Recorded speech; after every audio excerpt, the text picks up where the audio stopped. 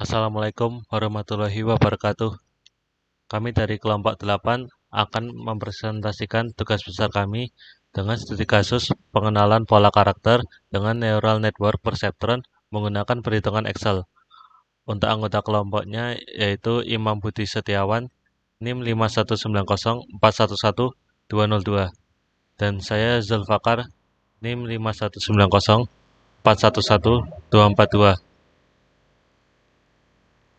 Karakter recognition. Karakter recognition merupakan bidang yang termasuk dalam penelitian berbasis jaringan syaraf tiruan. Pada algoritma perceptron vektor, pola yang diinputkan adalah vektor pola karakter A, B, dan C yang bervariasi.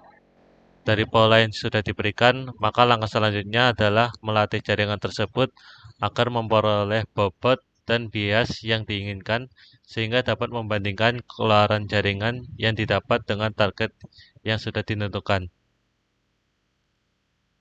Algoritma perceptron. Model jaringan perceptron ditemukan oleh Rosenblatt pada tahun 1962 dan Minsky-Papert 1969. Model tersebut merupakan model yang memiliki aplikasi dan pelatihan yang paling baik pada era tersebut. Jaringan HEP disajikan pada gambar 1. Jaringan terdiri dari beberapa unit masukan dan memiliki sebuah unit keluaran. Hanya saja yang fungsi aktivasi bukan merupakan fungsi biner atau bipolar, tetapi memiliki kemungkinan nilai -1, 0, atau 1. Untuk satu harga threshold, theta yang ditentukan yaitu seperti gambar di bawah ini. Gambar di bawah ini merupakan cara untuk menentukan nilai Y pada epoch. Apabila nilai Y lebih besar dari theta, maka akan bernilai 1. Apabila nilai Y lebih besar dari min theta dan lebih kecil dari theta, akan bernilai 0. Dan jika nilai Y lebih kecil dari min theta, akan bernilai -1. Training pada algoritma perceptron. Misal S adalah vektor inputan, T adalah target output A, adalah learning rate atau laju pemahaman yang telah ditentukan. Theta adalah threshold yang ditentukan, maka algoritma pelatihan perceptron adalah 1. Inisialisasi semua bobot dan bias. Biasanya learning rate diberi nilai 1. Selama ada elemen faktor, pasukannya respon unit keluaran tidak sama dengan target.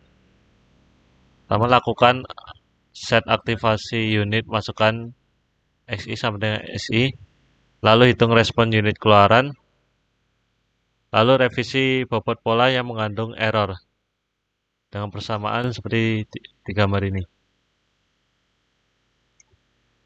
Lalu proses pelatihan. Iterasi dilakukan terus sampai semua pola memiliki keluaran jaringan yang sama dengan targetnya, atau jaringan yang sudah memahami pola. Iterasi tidak berhenti setelah semua pola dimasukkan. Perubahan bobot hanya dilakukan pada pola yang mengandung kesalahan. Perubahan tersebut merupakan hasil kali unit masukan dengan target dan learning rate. Perubahan bobot hanya akan terjadi kalau unit masukan 0. Kecepatan iterasi ditentukan oleh learning rate yang dipakai. Semakin besar harga learning rate, maka semakin sedikit iterasi yang diperlukan. Akan tetapi, jika learning rate terlalu besar, maka akan merusak pola yang sudah benar sehingga laju pemahaman menjadi lambat. Selanjutnya akan diteruskan oleh teman saya. Selanjutnya ada 3 kelebihan penggunaan algoritma pelatihan perceptron dibanding model HEP. Yang pertama adalah setiap kali sebuah pola dimasukkan, hasil keluaran jaringan dibanding dengan target yang sesungguhnya. Jika terdapat perbedaan, maka bobot akan dimodifikasi. Jadi tidak semua bobot selalu dimodifikasi dalam setiap iterasinya. Kemudian modifikasi bobot tidak hanya ditentukan oleh perkalian antara target dengan masukan, tapi juga melibatkan suatu laju pemahaman atau learning rate yang nilainya dapat diatur. Selanjutnya, pelatihan dilakukan berulang untuk semua kemungkinan pola yang ada, hingga jaringan dapat mengerti polanya. Satu siklus pelatihan yang melibatkan semua pola disebut epoch. Kemudian algoritma untuk mengenali apakah pola inputan yang diberikan menyerupai sebuah karakter A, B, atau C, atau tidak adalah dengan menyatakan tiap pola inputan sehingga matriks bipolar yang elemennya adalah tiap titik dalam pola tersebut. Yang kedua, memberikan target plus 1 jika pola inputan menyerupai huruf yang diinginkan. Jika sebaliknya, berikan nilai target dengan negatif 1. Kemudian berikan inisialisasi bobot, bias, laju pemahaman atau learning rate, dan threshold. Kemudian lakukan proses pelatihan. Selanjutnya, terdapat 3 karakter yang akan diujikan dengan masing-masing karakter memiliki 2 variasi, yaitu A, B, dan C. Untuk pola selanjutnya seperti ini. Kemudian menentukan target untuk karakter A. Jika pola masukannya adalah pola 1, maka targetnya A, kemudian diberi angka 1, dan jika bukan A, maka diberikan angka negatif 1. Untuk perhitungan dilakukan menggunakan Excel.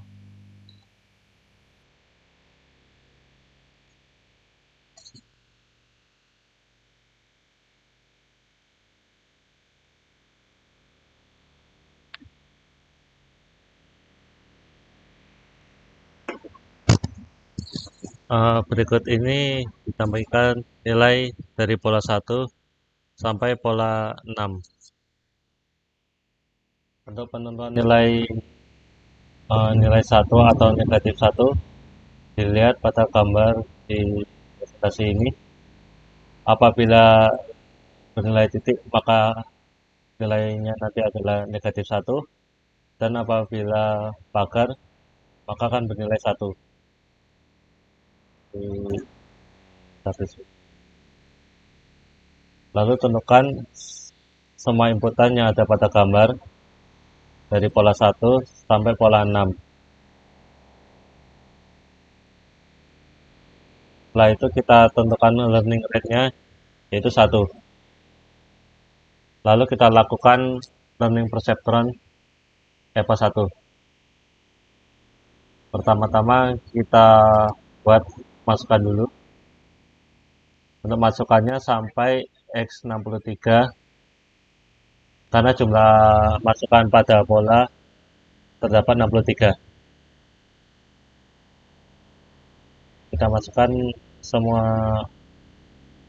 inputan dari pola 1 sampai pola 6. Setelah semua inputan telah dimasukkan, lalu kita menentukan nilai perubahan bobot barunya. Sebelum kita menentukan bobot baru, kita masukkan inisialisasi bobot dengan nilai 0 sebagai bobot lama. Nah, mulai dari W11 sampai W63. Dengan bias lamanya yaitu 0. Setelah itu kita tentukan bobot barunya pada W1.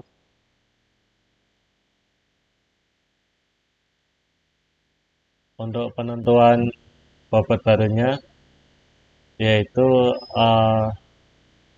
kita mulai dari untuk menentukan bobot baru misal dari W1, yaitu dengan cara bobot lamanya ini ditambah bobot lamanya yaitu 0 ditambah dalam kurung learning rate-nya. Dan learning rate tadi 1 dikali target tadi kita beli nilai 1,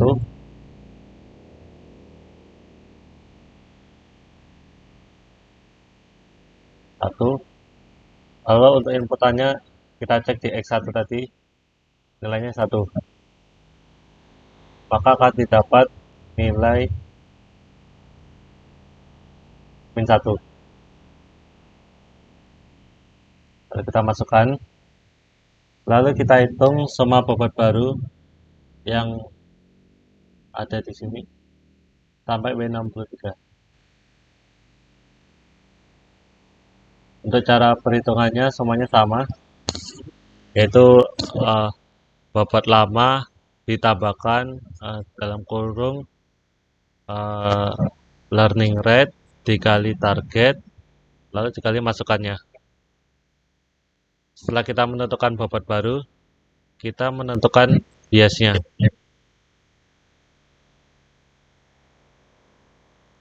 Untuk bias ini didapat dari bobot lama, bias lama dikali learning rate-nya, sehingga didapat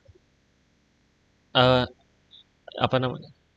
Uh, untuk menentukan bias ini dimulai dari bias lama ditambah dalam kurung target dikali learning rate. Ini seperti ini. Sama dengan bias lama ditambah learning rate dikali target, maka didapat nilai bias sama 1. Setelah kita menentukan nilai bias, kita ke bagian perubahan bobot, kita hitung satu persatu mulai dari W1 sampai W63, pola 1 sampai pola 6. Untuk cara menentukan perubahan bobot ini, yaitu dimulai dari bobot barunya tadi, yaitu min 1, dikurangi bobot lama, maka akan didapat nilai min 1. Setelah itu, kita tentukan sigma. Untuk sigma ini,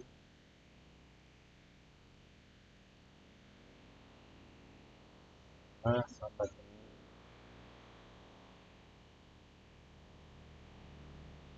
penyebabkan dari learning rate itu dan masukkan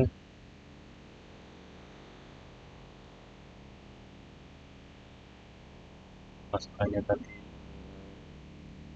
masukannya 1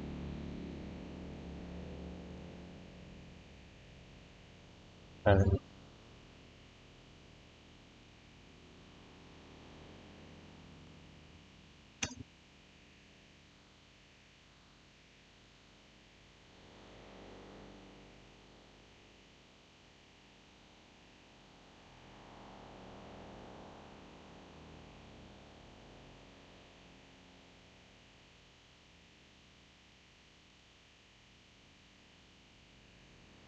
lalu ditambah bias. Biasanya tadi 1. Apakah dapat nilai sigma? Setelah itu kita menentukan nilai Y dengan penyeleksian Y yang ada di presentasi. Apabila nilai Y lebih besar dari theta, itu 0,2, maka akan bernilai 1. Apabila nilai Y ini lebih kecil dari negatif theta atau threshold, yaitu 0,2, akan bernilai negatif 1, maka selain itu akan bernilai 0. Karena nilai Y ini bukan lebih besar dari theta dan bukan lebih kecil dari negatif theta, maka nilai Y ini bernilai 0. Setelah kita menentukan bobot baru, perubahan bobot, bias pada bobot baru, sigma, dan Y, lalu kita tentukan pada pola 1 ini akan dilakukan perbaiki bobot atau tidak. Nilai dari perbaiki bobot ini dapat dari apabila Y sama dengan T, maka bobotnya tetap.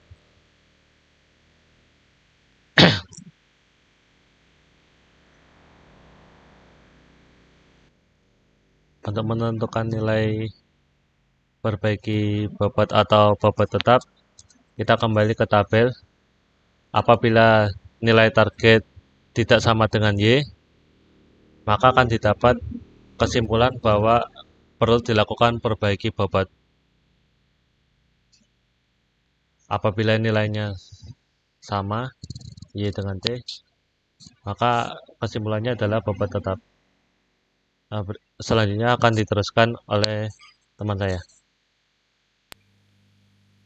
Selanjutnya, karena dalam EPO 1 masih terdapat target yang tidak sesuai dengan Y, maka dilakukan perbaikan bobot dengan melanjutkan ke perhitungan EPO 2. Pada EPO 2 dilakukan inisialisasi terlebih dahulu dengan menggunakan bobot terakhir dari EPO 1.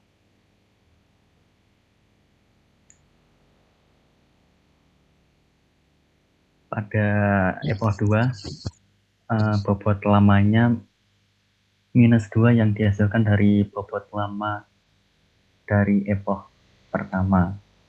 Kemudian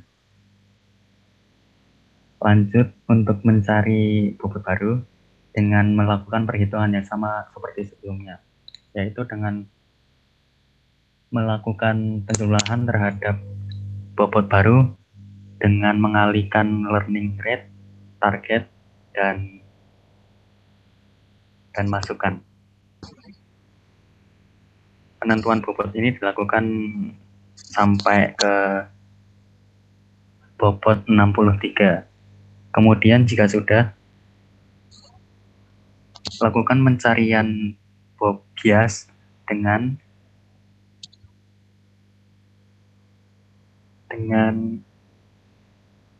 bias lama ditambah dengan learning rate dan target.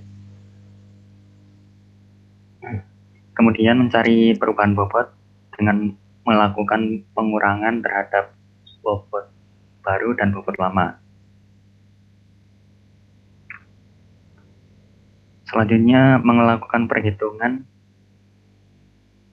sama seperti sebelumnya, perhitungan dari bobot lama dikali bobot baru, maksudnya bobot lama dikalikan dengan masukan dari bobot pertama sampai dengan 63, kemudian ditambah dengan biasnya. Jika sudah, mencari Y. Jika lebih dari theta yang telah ditentukan, maka lebih dari 1. Jika kurang dari 0,2, yaitu threshold yang telah kita tentukan, maka minus 1. Jika kurang dari 0, maksudnya kurang dari 0,2 dan lebih besar daripada minus 0,2, maka hasilnya 0. Selanjutnya, mengidentifikasi apakah target sudah sama dengan Y. Jika sudah, maka training sudah dilakukan dengan keseluruhan bobot adalah tetap, sehingga dapat disimpulkan bahwa learning perceptron itu telah berhenti.